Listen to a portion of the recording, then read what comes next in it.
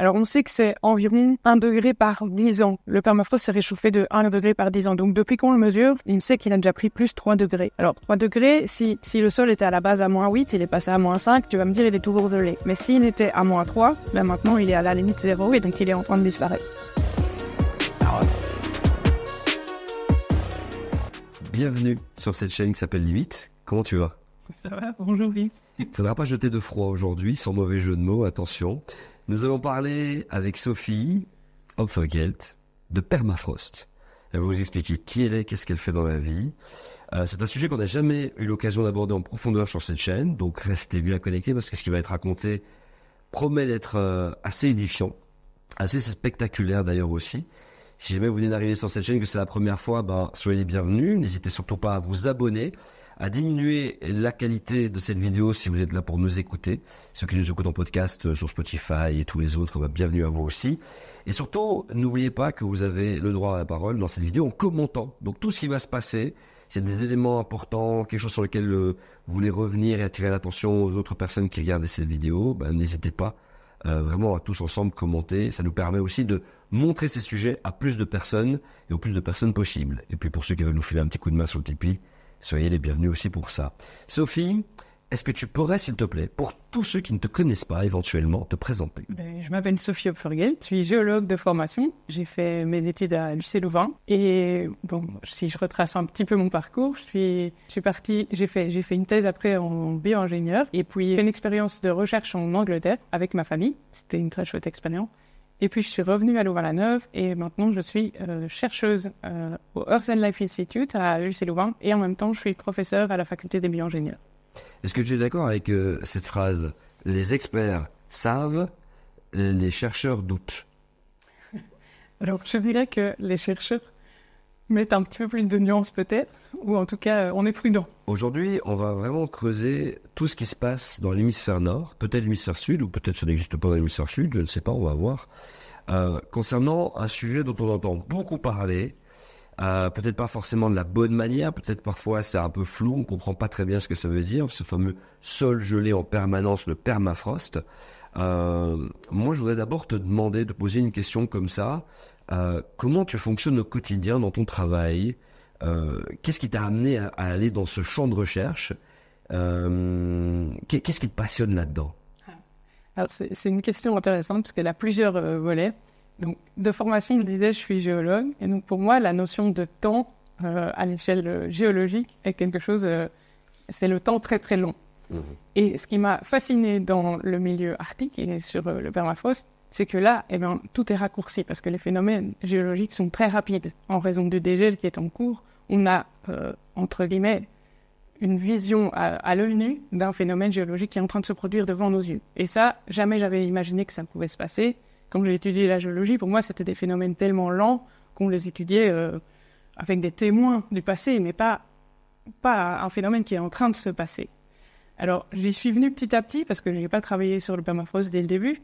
J'ai commencé d'abord mes recherches sur les milieux tropicaux et je me suis rendu compte que les outils que j'utilisais dans ces milieux-là, je pouvais les transposer dans un milieu où les phénomènes étaient accélérés par le dégel et par le réchauffement. Et je me suis dit que là, il y avait une question à creuser parce qu'avant, ça n'avait pas d'intérêt puisqu'il ne se passait rien.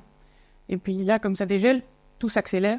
Et donc, je me suis dit, les outils que j'ai appris à utiliser dans d'autres milieux, sur des sols tropicaux, je peux les transposer et les utiliser pour comprendre ce qui se passe en Arctique. Eh bien, allons-y.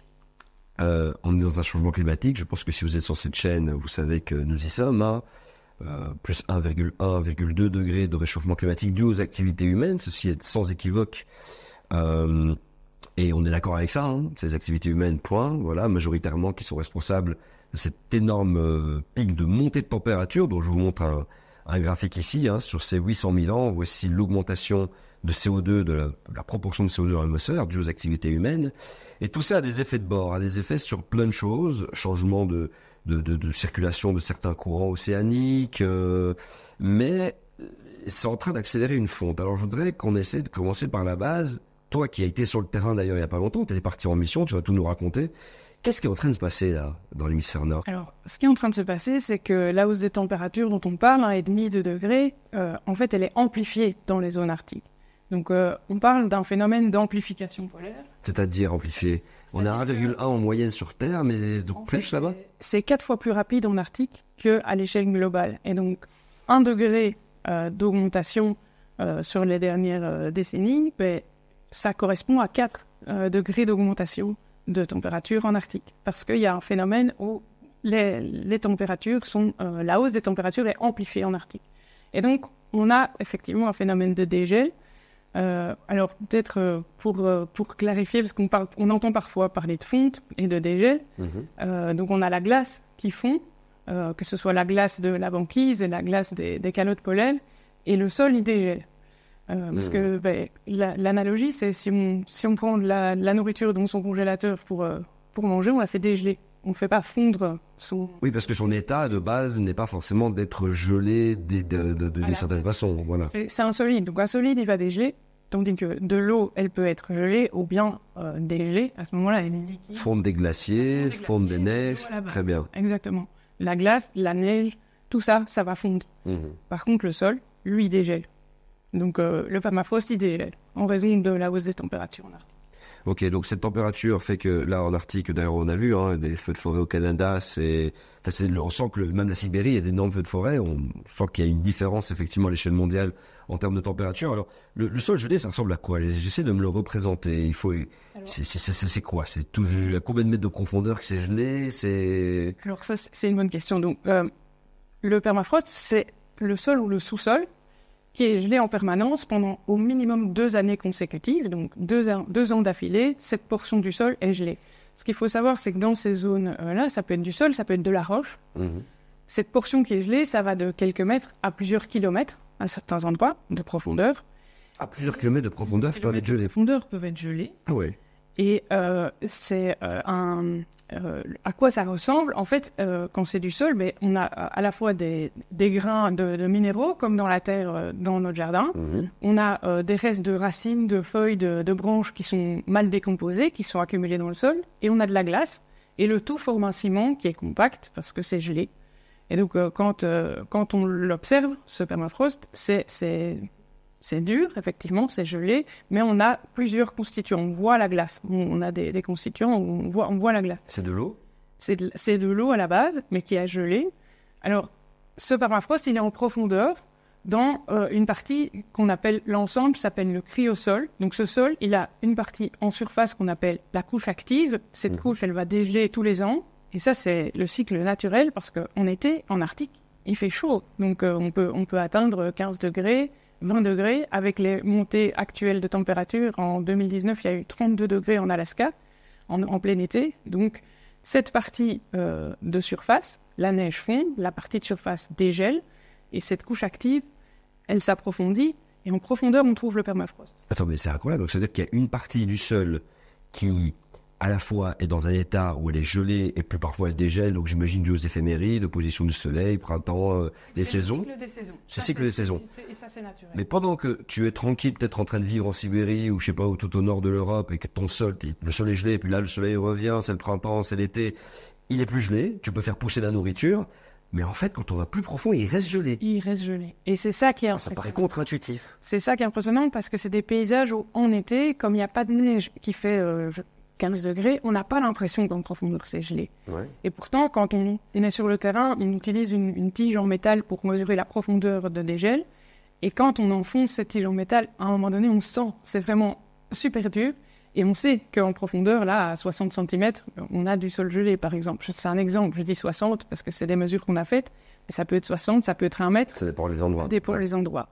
Mais donc oui, en profondeur, il y a du sol gelé. Et la profondeur de dégel de la surface, de la couche active, c'est naturel, c'est saisonnier. Ce qui n'est pas normal, c'est qu'elle s'approfondit maintenant. Parce que l'été est plus long et l'été est plus chaud. Et donc cette couche active, elle s'approfondit, ce qui veut dire que petit à petit, elle mange le permafrost, qui, au lieu de rester gelé en permanence, eh bien, il dégèle.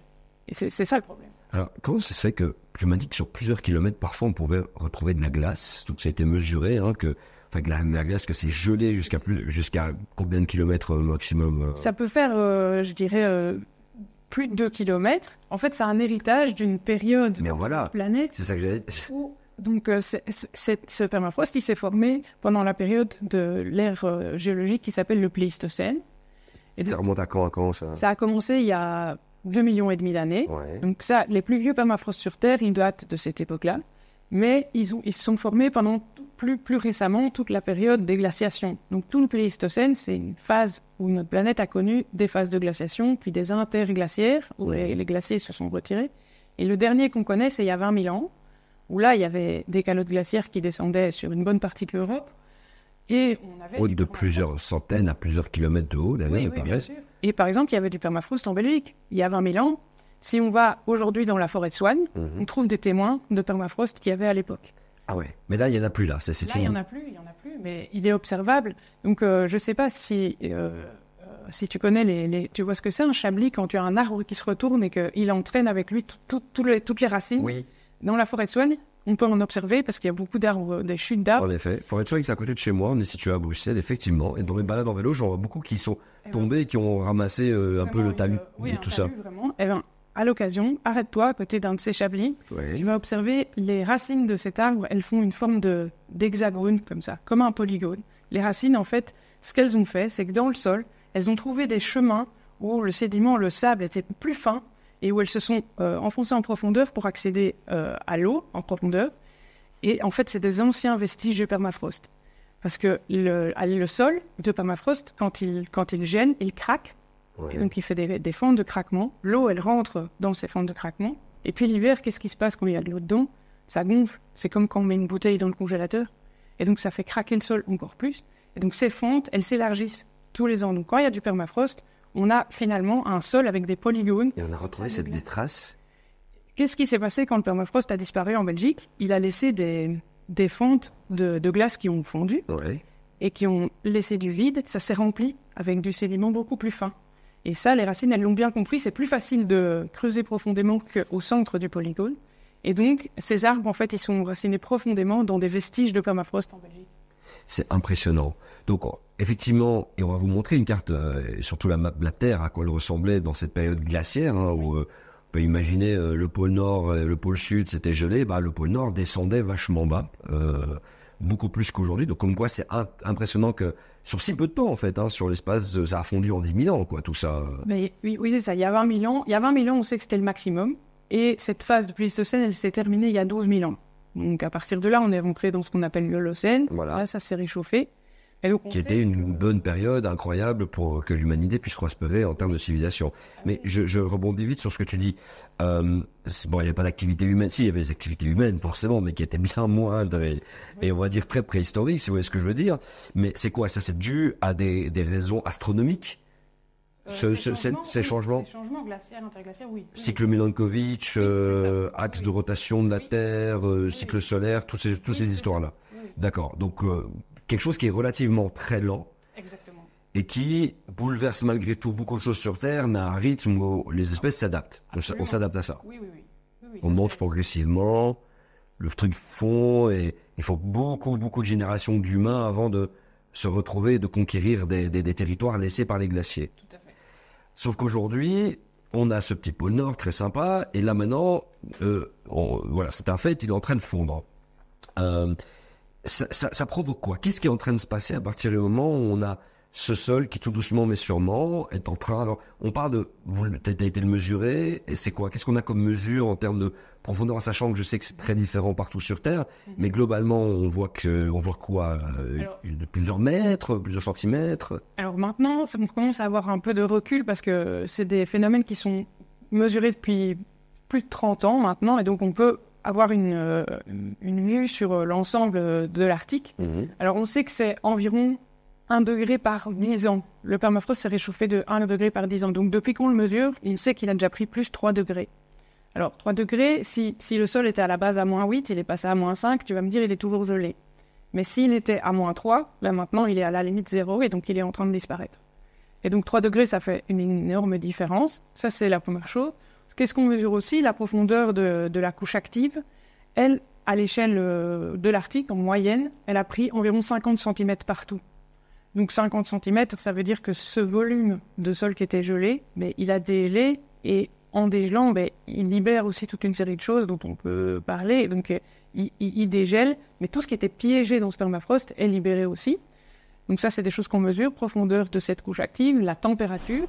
Alors, qu'est-ce que ça provoque en surface? Donc, qu'est-ce que nous, on peut observer à l'œil nu? Si on dégèle en profondeur, ça veut dire qu'on enlève la glace.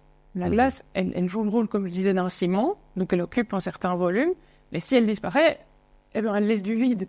Et donc, qu'est-ce qui se passe en surface? On a un peu d'effondrement.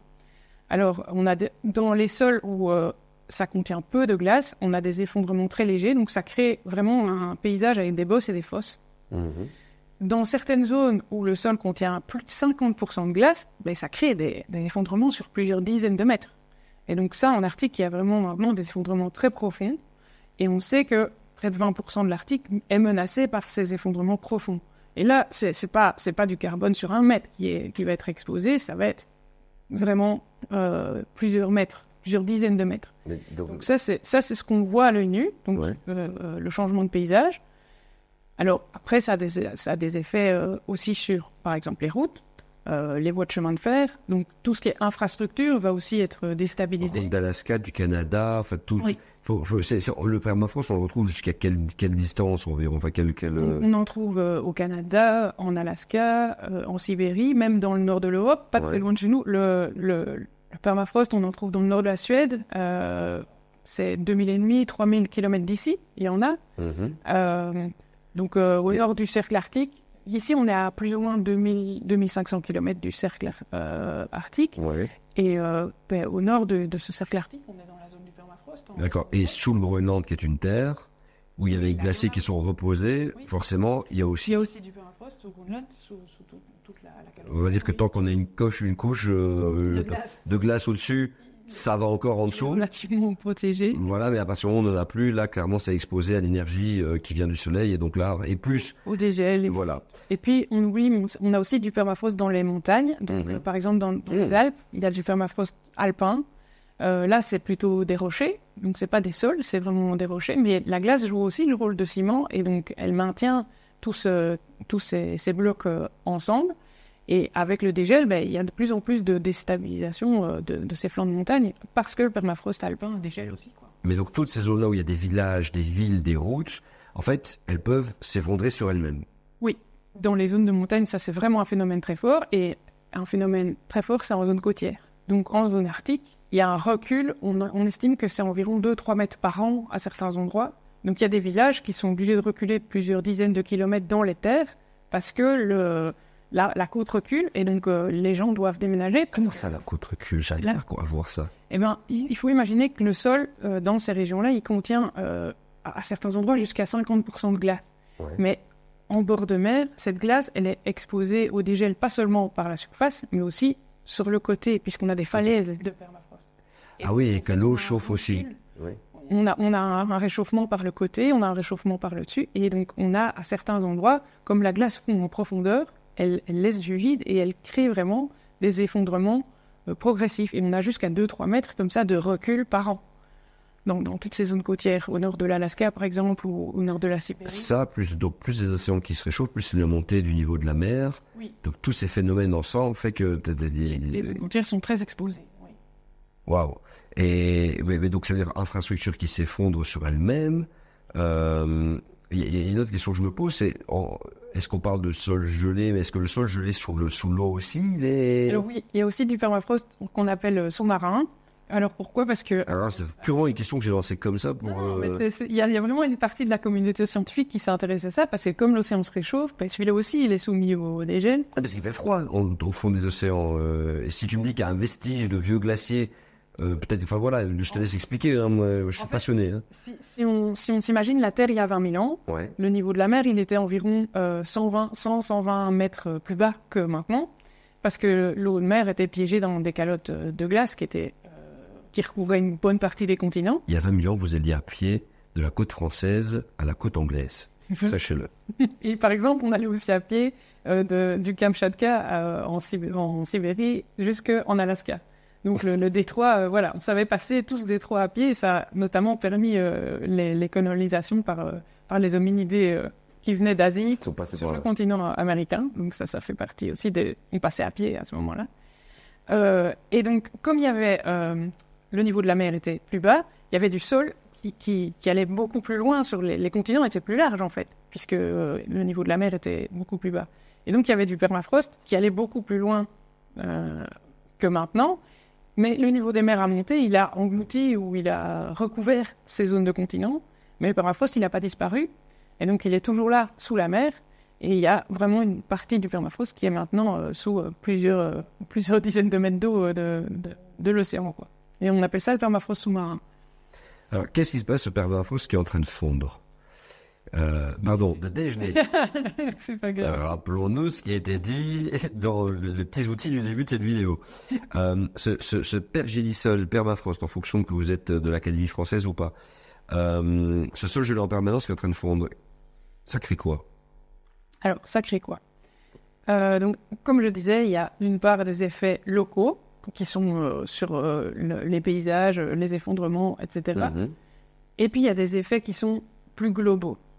Parce que ce que ça renferme dans ce permafrost, comme je disais, il y a comme constituant, on a de la matière minérale, donc des grains minéraux, mais on a aussi des restes de matière organique. Donc on a, c'est des feuilles, des branches, des racines qui datent, qui ont été accumulées. C'est des sols qui ont été formés pendant... C'est de la terre en fait, comme du terreau? Comme un terreau, si on imagine, là-dedans on a vraiment des racines mal décomposées parce qu'il fait très froid, donc ça se décompose très lentement, des feuilles très mal décomposées. Et à l'époque où ces sols se sont formés, il faisait froid. Et donc, chaque fois que la végétation mourait, ça s'accumulait. Et ça gelait quasi directement. Et donc, on appelle ça du permafrost qui se forme au fur et à mesure. Donc, il y a un terme pour ça, c'est syngénétique. Ça veut dire qu'il a été formé en même temps que le sol était formé, ce permafrost. Et donc, ça s'est quasi directement piégé, ça a été gelé. Donc, c'est comme si on met directement ça au congélateur. Sauf que maintenant, on a retiré la prise. Et donc, le congélateur, il dégèle. Et donc, si on a mis de la nourriture dans son congélateur, on sait ce qui se passe. Ça, si je pars en vacances, qu'il y a une coupure de courant et que je reviens, il y a un écosystème de malades je vais ouvrir le truc, il va y avoir des insectes, ça va pulluler dans tous les sens. Alors, c'est ça qui se passe? C'est un peu ça qui se passe. Là, c'est bien pour la biodiversité, non? Je sais pas, Alors, il y a toute une vie qui s'active parce qu'effectivement, il fait plus chaud, mais cette matière organique, donc c'est des restes de feuilles, de branches, de racines qui sont tout d'un coup dégelés. Ils se décomposent. Ils peuvent se décomposer puisque les micro-organismes qui sont présents peuvent les décomposer. Ils en ont besoin et donc ils les décomposent. Mais il y a quoi dans cette matière organique? C'est du carbone organique. Et donc, ces organismes qui les décomposent, quand il est à l'état solide dans le sol, eux, quand ils le décomposent, ils forment des gaz. Ils forment des émissions de carbone sous forme de gaz à effet de serre qui sont du CO2 ou du méthane. Ah. Et ça, c'est pas sous forme de gaz à la base. Donc, dans le permafrost, c'est pas des gaz qui sont piégés. C'est pas un... On entend parfois parler d'une bombe ou... Donc ça, c'est pas correct. Ce qui se passe, c'est que ces gaz, ils sont formés par l'action des micro-organismes qui ne se produit qu'à cause du dégel. Et une fois qu'ils sont formés, eh bien, il y a des fissures dans le sol, ils peuvent être réémis dans l'atmosphère. Donc c'est ça le problème.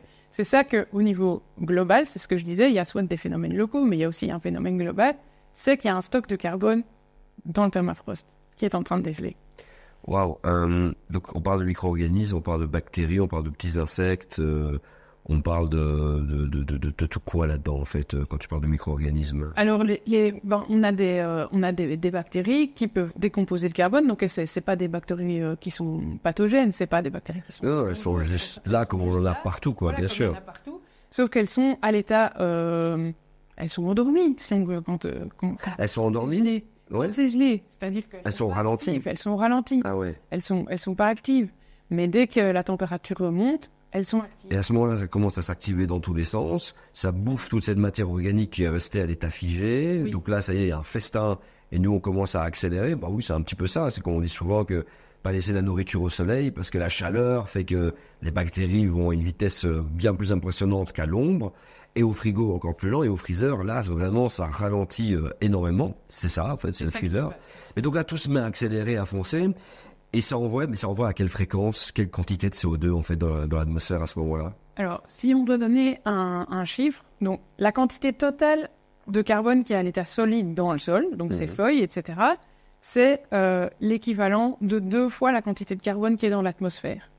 Donc, on sait que le chiffre, c'est 1600 pétagrammes de carbone, donc des gigatonnes de carbone, qui sont piégés à l'état solide dans le permafrost. Ça, c'est gelé.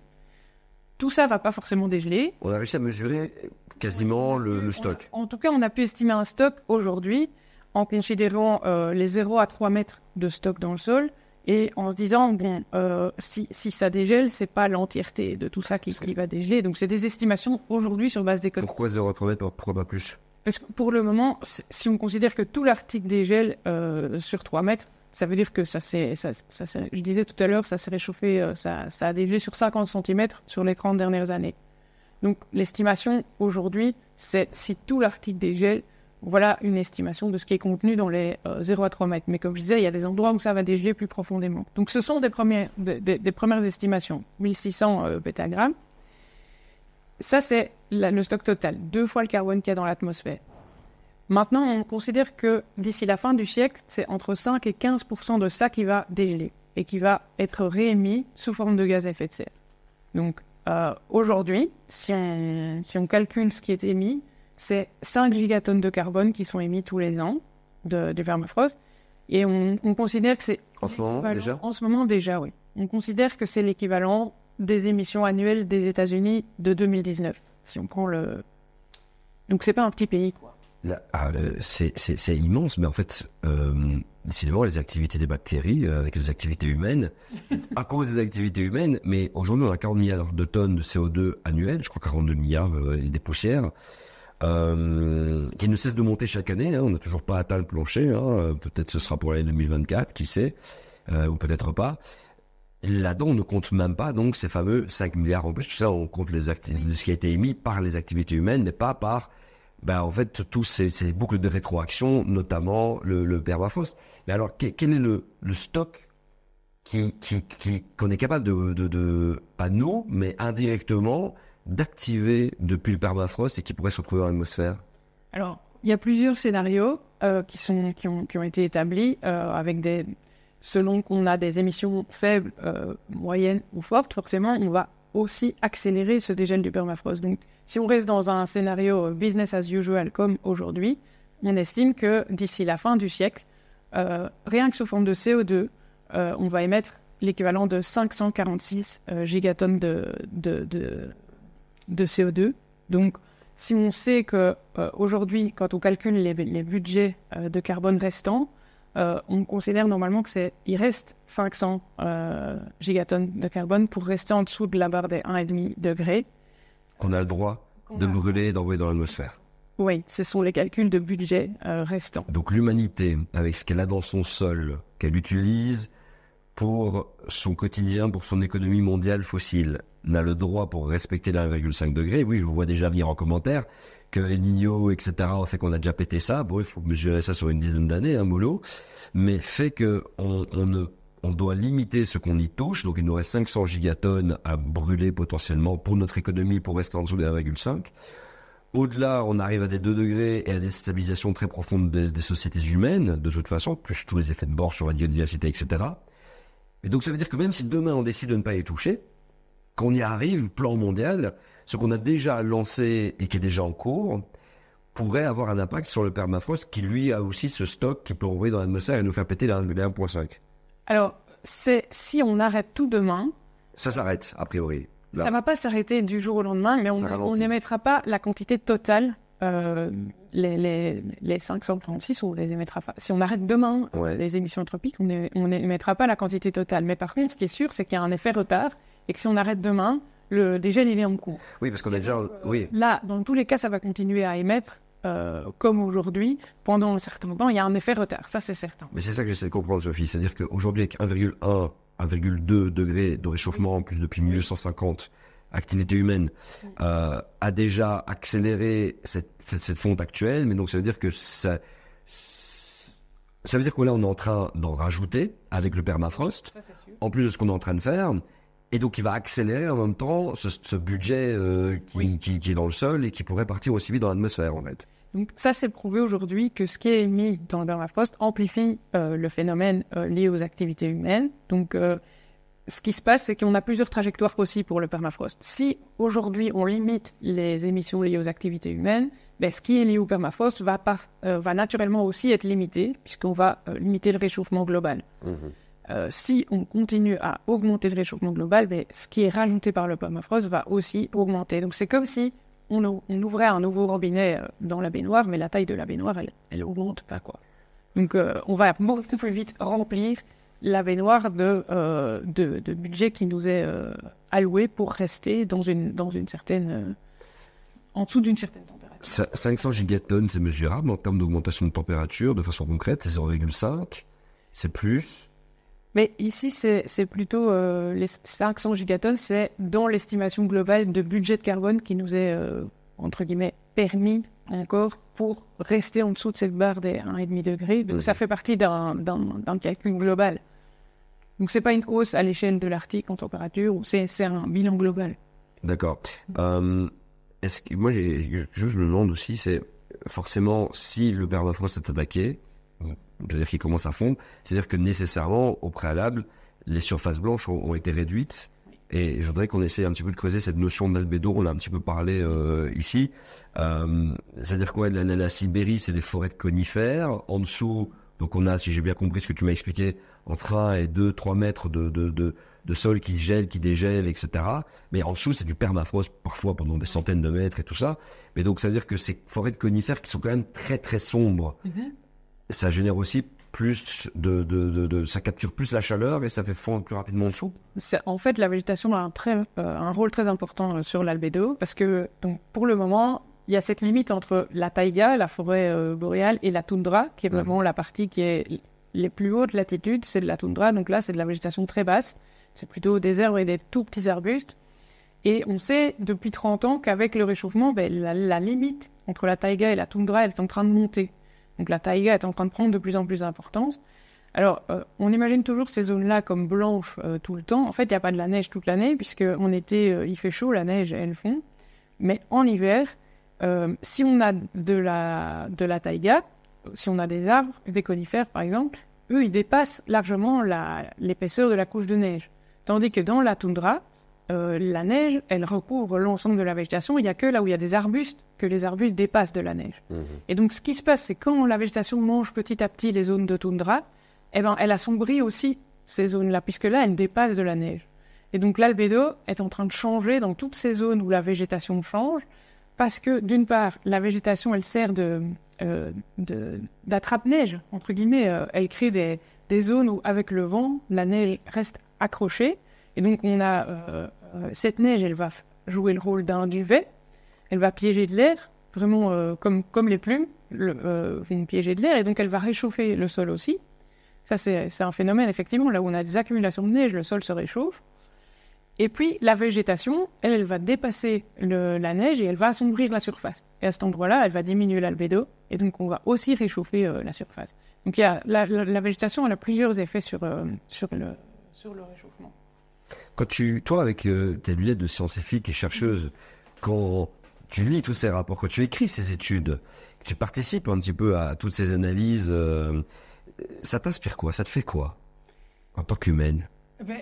En fait, aller sur le terrain, c'est assez frappant parce que quand j'ai commencé à travailler là-dessus, je m'étais dit, OK, il va falloir...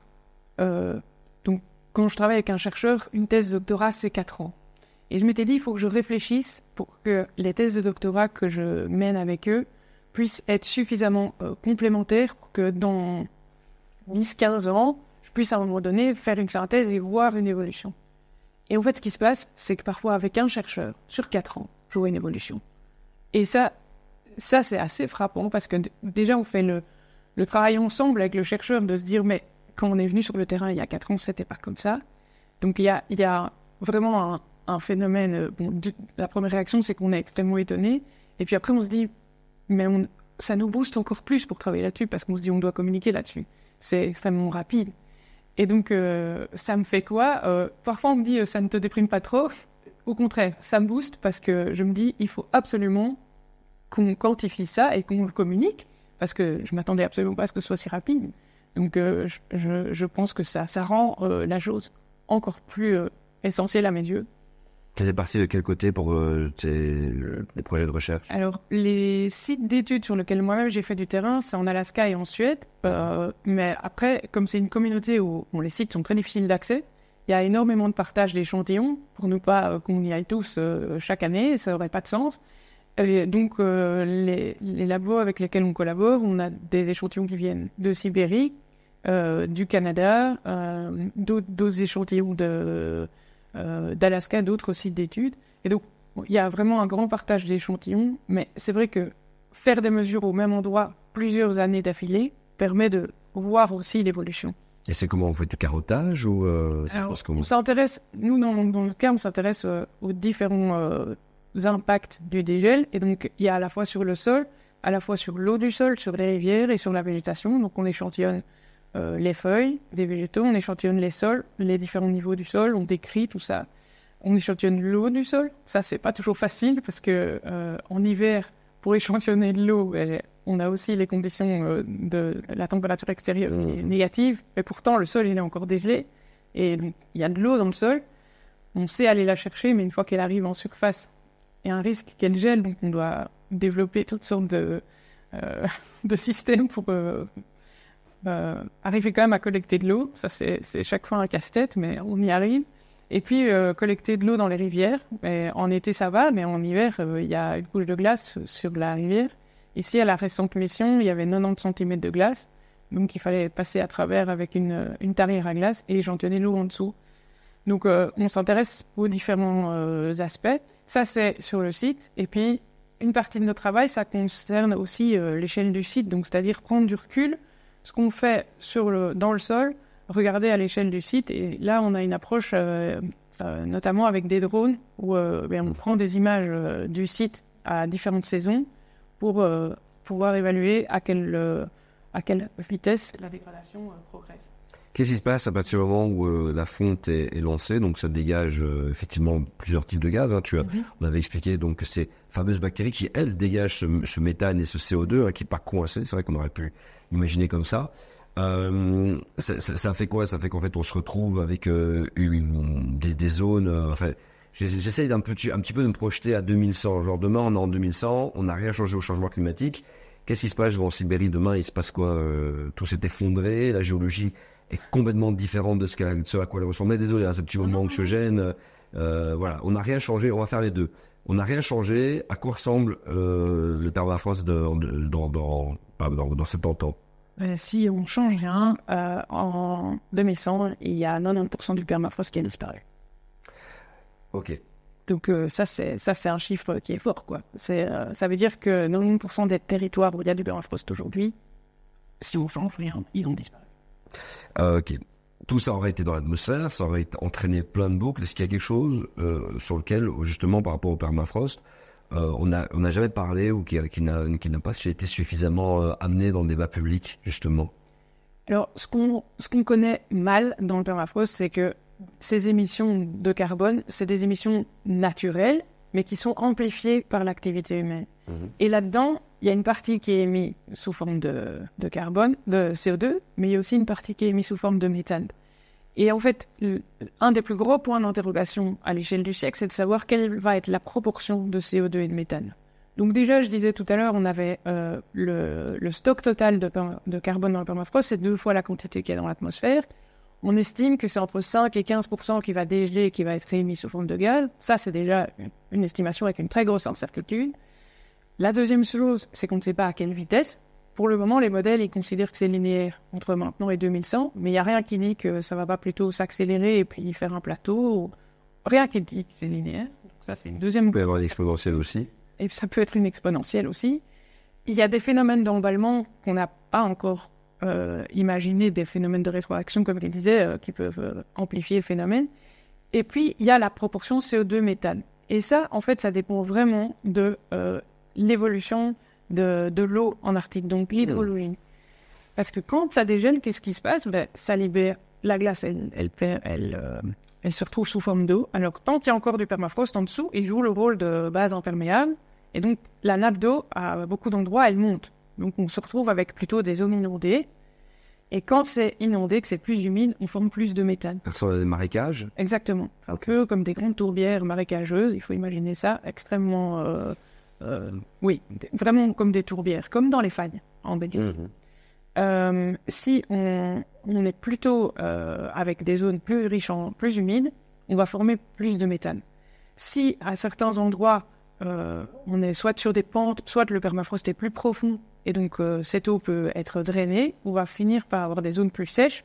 Là, on va plutôt former plus de CO2.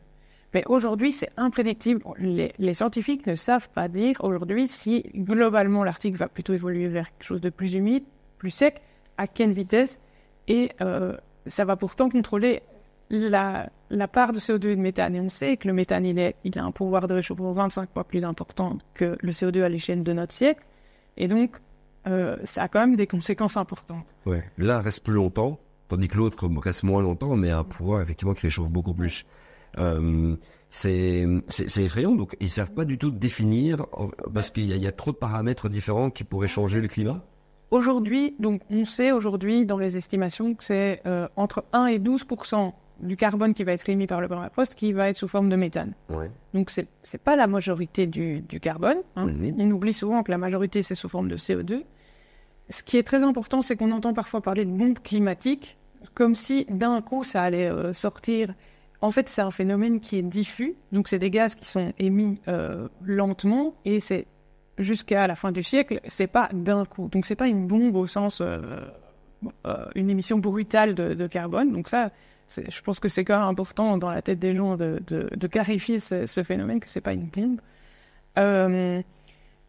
Par rapport aux émissions, ce qu'on disait, c'est que donc ça peut être sous forme de CO2, sous forme de méthane. On s'attend à ce qu'il y ait plus de précipitations sous forme de neige. Ça, c'est quelque chose qui est attendu. Et une des conséquences de ça, c'est que d'une part, ça peut isoler plus fort le permafrost parce que ça va créer un manteau isolant plus important, et ça va réchauffer. Et puis, je parlais tout à l'heure de ces phénomènes de bosse et de creux. Donc, quand ça dégèle, dans les premiers stades, la glace fond, elle laisse du vide, ça crée un effondrement. Et c'est très léger au début, c'est quasi imperceptible à l'œil nu. Ça se voit quand tu marches dessus, parce qu'à certains endroits, tu as l'impression de marcher sur des ballons de rugby. Là, ça gondole un peu, quoi. Ça gondole un petit peu. Okay. Oui. Et ce qui se passe, c'est que dans ces creux, tu accumules de la neige. Et du coup, c'est pas grand-chose, c'est un petit peu plus que la bosse qui est à côté. Mais dans cette couche-là, c'est plus isolé. Et donc, pendant l'hiver, c'est plus chaud. Au printemps suivant, ça laisse de l'eau dans ce creux, donc ça fait des petits marécages qui sont plus humides, et l'eau, elle transfère beaucoup mieux la chaleur, et donc ça réchauffe aussi dans ces zones-là. Et ce qui se passe, c'est que du coup, chaque été, les zones qui étaient des creux, elles s'approfondissent encore. Et donc la boucle est initiée, quoi. Et donc dans les zones qui commencent à dégeler, ce creux deviennent de plus en plus importants, l'hiver suivant, ils accumulent plus de neige, et donc ça, c'est un phénomène qui s'amplifie chaque année. Et aujourd'hui, avec le climat, donc une des conséquences, plus de neige, plus de réchauffement, aussi très important, une chose qu'on observe sur le terrain, c'est que maintenant, soit il y a des épisodes neigeux qui arrivent très tôt en hiver, avant les vagues de froid. Et donc, si très tôt en hiver, début octobre, on a un épisode neigeux, ça va isoler, mais le sol, il peut encore geler en dessous. Donc, normalement, il y avait d'abord des vagues de froid, avec du moins 15, du moins 20. Avant la neige. Tu gèles le sol et puis il neige. À ce moment-là, tu as déjà un sol bien gelé, et puis tu isoles avec de la neige. Et ça, c'est pas grave si tu isoles quelque chose qui est gelé. Ça peut rester gelé. Le problème, c'est que la neige qui arrive trop tôt, elle retarde alors le gel. Et c'est pas avant janvier et février que cette couche de surface va regeler. Pendant tout ce temps-là, ça reste un bouillon dans le sol. Un bouillon, j'exagère, parce qu'on est proche de 0 degré quand même. Un bouillon un peu moins rapide. Voilà, mais ça reste, il y a de l'eau dans le sol. Et donc ça, c'est quelque chose qu'on a constaté, nous, en allant sur le terrain à cette période-là, c'est qu'on peut avoir une couche de surface qui est gelée entre 0 et 10, mais en dessous, à 30 cm de profondeur, il y a encore de l'eau. Donc ça peut continuer à décomposer le carbone, ça continue à être actif, quoi. Et cette augmentation de précipitation de neige, c'est de l'eau, de vaisseau, c'est dû à ce surplus d'eau qu'on envoie dans l'atmosphère avec le changement climatique, vu qu'on a réchauffé la température de la Terre, donc forcément ça envoie plus d'eau qui doit précipiter, donc voilà, cycle de l'eau altéré, etc. Mais donc ça amène à ce qu'il, dans certaines zones, il pleut trop, et dans certaines zones, en fait, là où il devrait neiger à un moment, il y a plus d'accumulation, donc ça neige beaucoup plus. Et donc tout ça, moi je me rends compte de ce que tu me racontes là, c'est difficile en fait de pouvoir avoir des modèles fiables sur l'avenir. Il y a tellement de paramètres, quoi. C'est dingue. Et c'est un peu là que on essaye de jouer notre rôle. C'est-à-dire que, préciser ça, pour moi, c'est essentiel parce que si on veut avoir une vision claire du scénario qui nous attend à la fin du siècle, c'est des informations dont on a besoin. Et ce carbone, tu me demandais quelles étaient les incertitudes liées au climat. Il y a celles qui viennent justement de l'atmosphère, donc les précipitations de neige, etc. Mais il y a aussi des incertitudes qui viennent du sol lui-même. C'est-à-dire que ce carbone, dans le sol, il n'est pas tout seul. Il y a plusieurs précisions qu'il faut encore apporter pour savoir précisément combien va être libéré. Donc la première chose, c'est que dans tous les modèles, aujourd'hui, on considère que la plupart des émissions sont en été. Mais vu que les hivers, maintenant, on sait qu'il y a de l'eau qui reste dans le sol et qu'il y a quand même des émissions d'hiver, il faut les prendre en compte. Donc ça, c'est une première chose qu'il faut améliorer dans ces modèles. La deuxième chose, c'est ces questions d'érosion côtière qui sont assez rapides. Et ça libère aussi du matériau dans la mer. Et une fois qu'il est libéré, il peut aussi se décomposer, il peut se dégrader plus rapidement que s'il était encore gelé dans la falaise. Donc ça, c'est des phénomènes assez abrupts qui ne sont pas pris en compte. Dans les zones où ça dégèle, il n'y a pas que des émissions dans l'atmosphère, il y a de l'eau qui circule et elle transporte aussi du carbone latéralement. Donc on a du carbone qui part par l'eau du sol qui rejoint les rivières. Et le long du chemin, il peut aussi être émis dans l'atmosphère. Ça, c'est mal quantifié aussi. Il y a donc ces zones d'effondrement profond, comme je disais, sur plusieurs dizaines de mètres. On appelle ça des thermokarstes profonds. Et donc, ces zones-là, actuellement, on dit que c'est environ 20% de l'Arctique qui est concerné par ça, mais qui est à risque par ça, parce que c'est dans les zones où il y a presque plus de 50% de glace. Ces zones-là, elles sont sensibles, puisque dès qu'il y a plus de 50% de glace et que ça se réchauffe, mais ça va dégeler plus rapidement qu'une zone où il y a moins de glace. Ça, c'est des phénomènes plus abrupts, c'est très local, mais c'est plus abrupt, et du coup, les modèles, c'est plus difficile à prédire, parce que les modèles vont prédire plutôt quelque chose de linéaire. Et la dernière chose, et c'est quelque chose sur lequel on travaille beaucoup dans mon équipe, c'est ces interactions entre le carbone et les autres constituants du sol. Donc, dans le sol, le carbone, il n'est pas tout seul. Il y a une partie qui est liée avec les minéraux du sol. Et ces interactions, elles bloquent, entre guillemets, l'accès du carbone aux bactéries, aux micro-organismes. Et donc, comme il est moins appétissant, quand il est bloqué, ça ralentit sa décomposition. Et donc, ça contribue à limiter l'accessibilité, les émissions de gaz à effet de serre. Et donc, nous, ce qui nous intéresse, c'est de savoir quelle est la partie de ce carbone qui est stable pour du vrai et qui ne va pas être accessible. Et si on arrive à quantifier que cette portion-là, elle est stable, même quand elle est dégelée, ben ça me rassurerait. Qu'est-ce qu'il en est de cet autre aspect? On parle beaucoup des virus qui sont coincés dans le permafrost, comme quoi, à partir du moment où ça va fondre, ça peut infecter des animaux qui passent par là, et puis à un moment donné, ça peut se transmettre à l'homme, et puis il peut y avoir des pandémies de malades. Je voulais un peu avoir ton retour, toi qui es beaucoup plus à même de connaître, je veux dire, qui est dans cette situation, quoi. Alors, on entend beaucoup de choses et qui sont souvent effrayantes par rapport à ces... Ouais, c'est comme ça qu'on en parle le plus quand je vais dans les écoles, hein, c'est qu'il y a des virus coincés, quoi.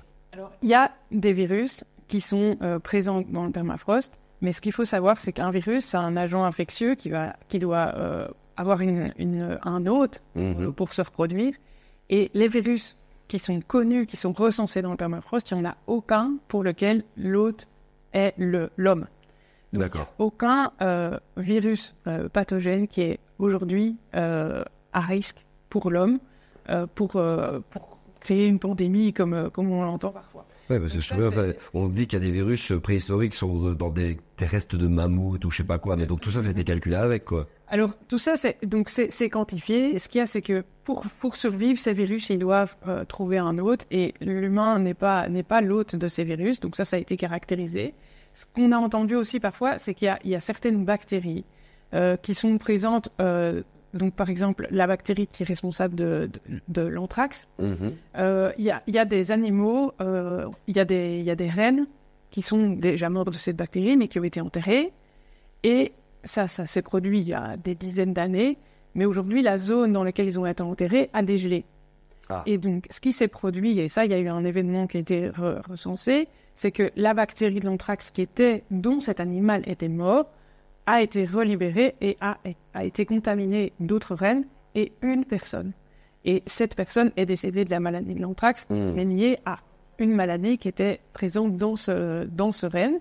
Et donc ça, c'est effectivement une bactérie qui était présente, mais qui avait déjà...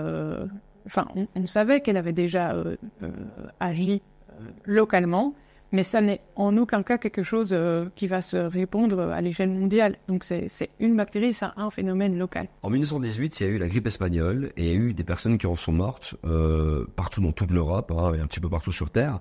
Et des corps ont été enterrés et justement on sait qu'il y a toute une discussion avec des endroits où on veut plus enterrer parce qu'il peut y avoir une proximité avec ce virus de la grippe espagnole, on a peur qu'il ressorte. Ça aussi, c'est une fausse croyance, c'est une peur, c'est... Alors, au niveau héritage culturel, on sait qu'il y a des villages qui sont touchés par le dégel de certains cimetières. Et donc ça, c'est quelque chose qui touche vraiment très profondément la culture des gens et pour lequel il y a des villages où il faut envisager de déménager tout le village, mais y compris avec l'héritage culturel derrière. Ce qui est reporté aujourd'hui et ce qui est connu, c'est que les agents infectieux dans le permafrost ne sont pas des agents qui sont transmissibles à l'homme. Donc, il n'y a pas cette phobie de dire qu'il y a aujourd'hui une pandémie qui est possible en raison du dégel. Ok, donc là, cette histoire de grippe espagnole de 1918 qui qu'il y a eu des documentaires et tout là-dessus, je me suis dit, c'est bizarre ça. Oui. Donc c'est... Oui, tout ça, c'est pas quelque chose... En tout cas, c'est surveillé de près. Parce Bien sûr. C'est clair qu'il y a besoin de continuer à voir comment ça va évoluer. Mais à l'heure actuelle, il n'y a pas de risque de transmission à l'homme de ce qui est recensé comme pathogène dans le permafrost. Depuis des années, j'entends aussi parler de mercure, que la fonte du pergélisol, en fait, crée une problématique de mercure qui se retrouve dans la biosphère. Je comprends pas très bien, c'est lié à quoi ça, en fait? Donc, en fait, ce qu'on sait, c'est que en raison des circulations atmosphériques, il y a de l'accumulation de mercure qui s'est déposée en zone arctique. Mmh. Et du mercure qui était à l'état naturel, qui était émis dans en particules, quoi. Ah, ok. Des activités. Des activités humaines, d'accord, ok. Mais en raison de la circulation de l'atmosphère, ils se sont accumulés en zone arctique, ils se sont déposés. Okay. Alors le mercure, c'est un élément qui a une affinité très forte pour le carbone organique et donc il reste absorbé à sa surface. Quand il est gelé, le carbone, ça pose pas de problème. Parce que ce mercure, il s'est accumulé en même temps qu'une partie de la formation de ces sols. Mais une fois que le carbone est libéré, que le carbone est dégelé, le mercure, il se retrouve aussi dans l'environnement. Alors là, ce qui est quantifié aujourd'hui, c'est qu'il y a 2 fois plus de mercure dans le permafrost que dans les sols, les océans et l'atmosphère réunis. Okay. Donc, il y a une quantité qui est là. Maintenant, tout n'est pas forcément libéré. Ce qu'il faut savoir, c'est que le mercure, il est dangereux pour l'homme uniquement s'il est transformé en méthylmercure. Mmh. Donc, le mercure tel qu'il est libéré, c'est pas directement la forme qui est considérée comme un neurotoxique. Qu'on trouve dans les thermomètres, quoi. Oui, celui-là, il est... Il est dangereux. Oui, il est dangereux, mais je veux dire, dans l'environnement, la forme de mercure qui est toxique, par exemple, pour les poissons, dans l'eau, et puis après, qui rentre dans la chaîne alimentaire, c'est le méthylmercure.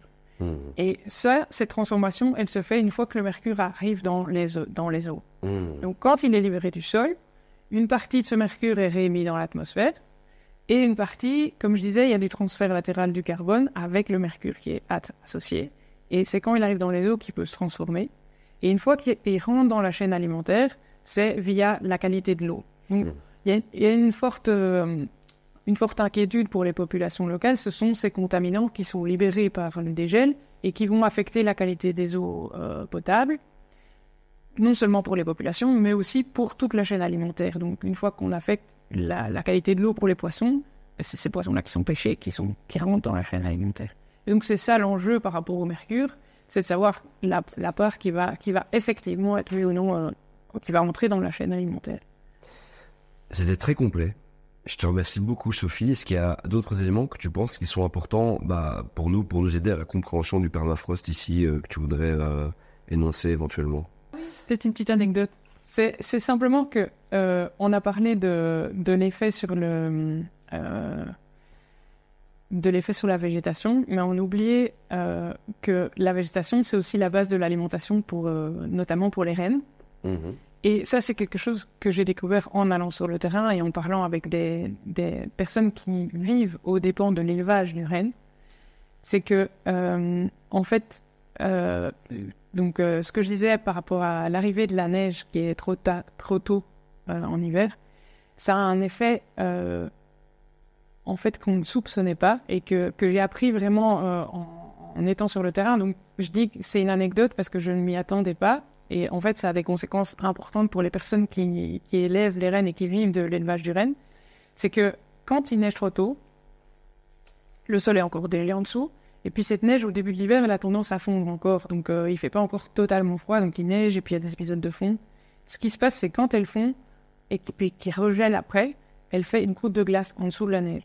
Et en faisant ça, elle recouvre la végétation de glace, notamment les lichens. Les lichens, c'est ce que les rennes mangent. Et normalement, en hiver, ils ont accès aux lichens en grattant simplement la neige. Mais s'ils se retrouvent face à une couche de glace, c'est foutu. Ah, c'est vrai, complètement. Et donc, la conséquence de ça, c'est qu'en fait, il y a toute une frange de la population.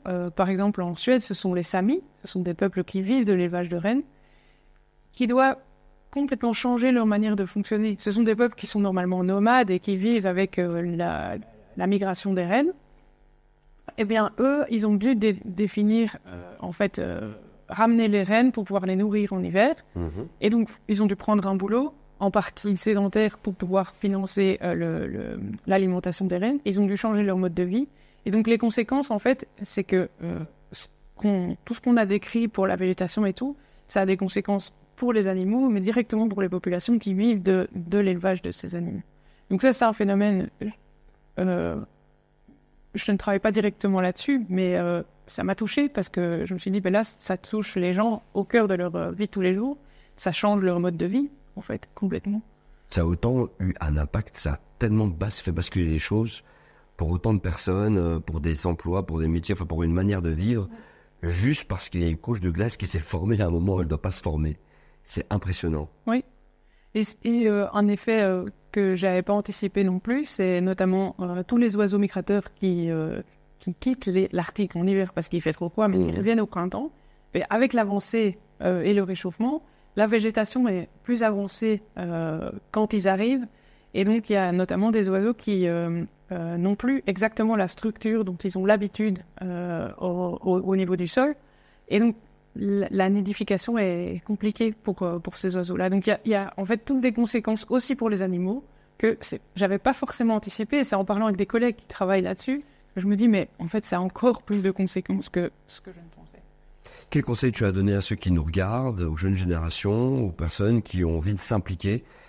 Comment est-ce qu'ils pourraient s'impliquer pour le permafrost et n'aller pas prendre des pots de peinture blanche pour recouvrir quelque part au nord ou faire des trucs à l'expérience d'Asimov. Là, on avait parlé quand on s'était rencontrés. On peut en parler, mais c'est un climatologue, géologue, je sais pas très bien, qui veut tenter quelque chose, changer la couleur de la zone. Alors en fait, l'hypothèse d'Asimov, c'est basé sur justement l'époque pléistocène, ou l'époque où les permafrosts se sont formés, où on avait des beaucoup plus grandes zones recouvertes d'animaux. On avait des mammouths, on avait des rhinocéros laineux, on avait des bisons. Et le nombre d'animaux au kilomètre carré était gigantesque. Ce qui fait qu'ils piétinaient la neige en hiver et justement, ils limitaient le manteau neigeux, l'effet duvet, l'effet réchauffement. Ils permettaient à la température négative de l'hiver de regeler convenablement le sol en hiver et donc le permafrost était préservé. Grâce à l'effet de tous ces animaux qui piétinaient la neige et qui étaient en plus des herbivores, et donc qui mangeaient la végétation, ils maintenaient une végétation très basse. Comme on a diminué le nombre d'animaux au kilomètre carré, la forêt a repris ses droits, donc on a beaucoup moins de toundra. De toundra, là, juste comme je disais tout à l'heure, la forêt a repris les droits, et ils piétinent moins la neige. Et donc, du coup, la neige reste là comme isolant. Et donc l'hypothèse d'Asimov, c'est de dire il faut remettre des animaux. Et il a créé un parc qu'il appelle le Pleistocène Park, dans lequel il a amené, des mammouths, c'est plus possible. Ils sont plus là. Voilà. Il a amené des chevaux, des rennes, des bisons, et il essaye de petit à petit recréer, mais évidemment à cette échelle-là, à l'échelle de son parc. Et ce qui est impressionnant, c'est que maintenant son parc existe depuis 20 ans. Il a fait des mesures et il observe que son permafrost, la température rediminue dans le permafrost. Donc ça fonctionne, ce qui est en train de faire fonctionne.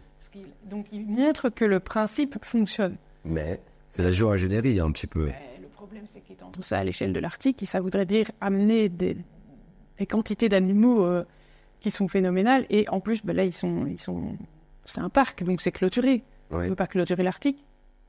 Donc, c'est ça. Mais le principe fonctionne. Donc il a démontré que c'était possible de faire diminuer la température du permafrost en piétinant la neige, en limitant le changement de végétation. Donc c'est une démonstration que tout ce qu'on a compris sur l'évolution du système est réel.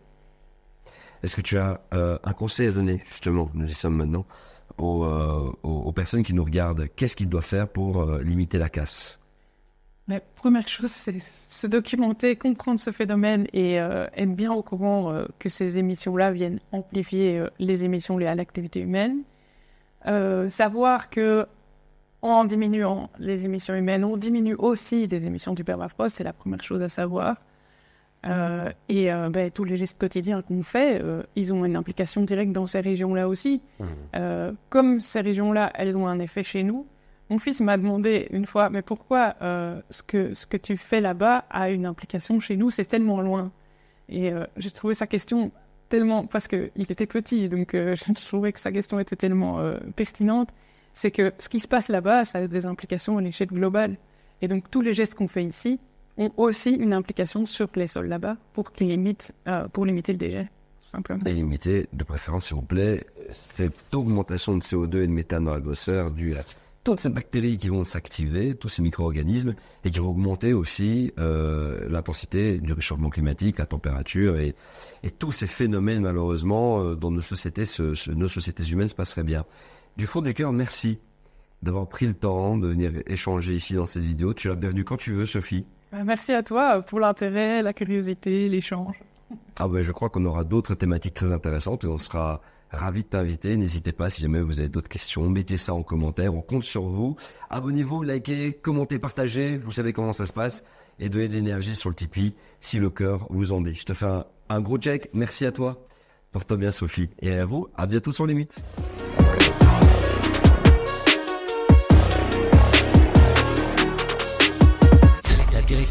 Quelle est ta définition du réel ?